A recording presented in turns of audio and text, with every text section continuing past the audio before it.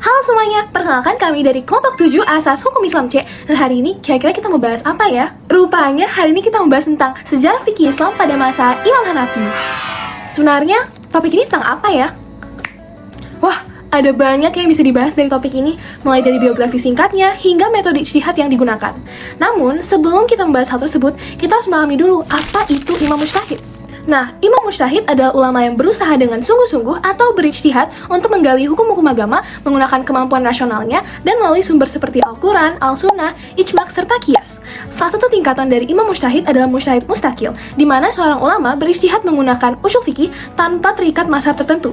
Hal ini dapat dilihat dalam kisah imam mazhab seperti Imam Abu Hanifah yang menggunakan metode seperti istisan dan juga ilmu kalam. Sekarang kita akan mengenal lebih dalam mengenai Imam Abu Hanifah. Beliau merupakan ulama besar yang awalnya seorang pedagang, lalu menjadi tokoh penting dalam hukum Islam. Nama aslinya adalah An-Nu'man bin Tsabit, dan beliau lahir sekitar tahun 699 Masehi di Kufah, Irak. Dan sejak muda ikut berdagang, karena juga seorang pedagang. Hidupnya berubah ketika mulai mendalami ilmu agama seperti Al-Quran, hadis, dan juga fikih. Salah satu gurunya adalah Hamad bin Abi Sulaiman. Seiring berjalannya waktu, Imam Abu Hanifah dikenal cerdas, logis, dan juga mandiri dalam berpikir. Dalam menetapkan hukum, beliau tidak hanya berpegang pada Al-Quran dan hadis, tetapi juga penalaran dan juga akalnya. Beliau pernah menolak jabatan hakim karena ingin tetap adil meski harus dipenjara. Ia kemudian mendirikan mazhab Hanafi yang kini menjadi mazhab terbesar. Dia wafat pada tahun 767 Masehi di Baghdad, namun ilmunya tetap hidup dan dipelajari hingga sekarang. Selanjutnya akan dibahas lebih lanjut mengenai kondisi pada zaman Imam Hanafi. Jadi Imam Hanafi hidup di masa peralihan antara akhir dari dinasti Umayyah dan awal dari dinasti Abbasiyah. Pada masa itu terjadi ketidakstabilan politik dan banyak perubahan kekuasaan sehingga pada akhirnya berpengaruh pada kehidupan masyarakat. Kemudian, Imam Hanafi tinggal di Kufah, kota yang pada saat itu merupakan kota besar dan juga pusat ilmu pengetahuan. Karena banyak budaya dan juga pemikirannya bercampur, muncul banyak sekali masalah baru yang belum pernah ada sebelumnya di zaman Rasulullah. Di sisi lain, ilmu hadis pada masa itu juga belum tersusun secara rapi, bahkan terdapat hadis yang diragukan keasliannya. Ditambah lagi, wilayah Irak juga dikenal sebagai lingkungan yang penuh dengan perdebatan dan perkembangan pemikiran keilmuan. Jadi, intinya kondisi pada zaman Imam Hanafi ini sangat kompleks baik dari segi politik, sosial, maupun perkembangan ilmu pengetahuan itu sendiri. Nah, selanjutnya saya akan membahas bagaimana sih metode ijtihad yang dipakai oleh Imam Abu Hanifah. Nah, dalam menetapkan hukum, Imam Abu Hanifah ternyata memiliki berbagai cara, yakni yang pertama, dia akan merujuk pada Al-Quran. Nah, jika di Al-Quran tidak ditemukan hukumnya, maka yang kedua, dia akan melihat ke hadis Rasulullah SAW. Nah, selanjutnya, jika di hadis Rasulullah SAW tidak ditemukan hukumnya, maka yang ketiga, dia akan melakukan ijma', yakni kesepakatan ulama.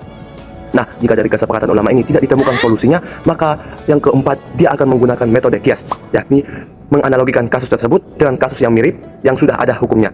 Nah, di sisi lain, yang paling menarik ternyata Imam Abu Hanifah memakai metode istihsan, yakni memilih hukum yang dianggap lebih baik dan lebih membawa kemaslahatan bagi masyarakat. Nah, hal ini menunjukkan bahwa Imam Abu Hanifah sangat mempertimbangkan logika dan kondisi masyarakat dalam menetapkan hukum. Nah teman-teman, karena Imam Abu Hanifah hidup di kota yang dimana sangat maju dan kompleks, sehingga beliau mempunyai cara berpikir yang sangat rasional dan juga strategis seperti itu. Ada tiga utama yang jadi ciri khas untuk berpikirnya. Yang pertama adalah epistemologi burhani. Beliau tidak hanya terpaku pada teks, tapi sangat mengandalkan kekuatan akal dan logika dalam mencari kebenaran hukum.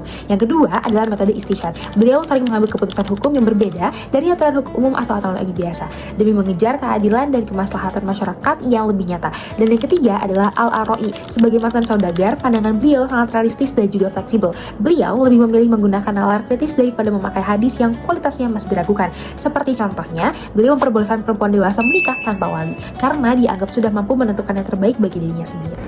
Nah, tapi sebenarnya apa sih pengaruh dari Imam Hanafi atau yang dikenal dengan Abu Hanifah?